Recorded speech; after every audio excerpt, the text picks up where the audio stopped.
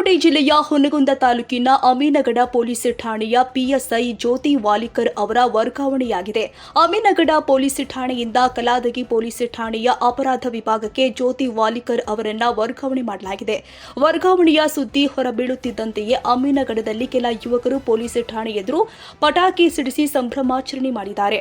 PSI ಜ್ಯೋತಿ ವಾಲಿಕರ್ ಅವರ ವರ್ಗಾವಣೆಯನ್ನ ಕೆಲ ಯುವಕರು ಸಂಭ್ರಮದಿಂದ ಸ್ವಾಗತಿಸಿರುವುದು ಇದೀಗ ಸ್ಥಳೀಯವಾಗಿ ಚರ್ಚೆಗೆ ಕಾರಣವಾಗಿದೆ. ಅಮೀನಗಡ ಪೊಲೀಸ್ ಠಾಣೆ ಎದುರು ಪಟಾಕಿ ಸಿಡಿಸಿ ಸಂಭ್ರಮಾಚರಣೆ ಮಾಡಿದ ಯುವಕರ ವಿಡಿಯೋಗಳು ಕೂಡ ಇದೀಗ ಗಮನ ಸೆಳೀತಾ ಇದೆ. ಅಮೀನಗಡ ಪಿಎಸ್ಐ ವರ್ಗಾವಣೆ, ಕೆಲ ಯುವಕರ ಸಂಭ್ರಮಾಚರಣೆ, ಇದರ ಹಿಂದಿನ ಕಾರಣವೇನು ಎಂಬುದು ಇದೀಗ ಕುತೂಹಲ ಮೂಡಿಸಿದೆ.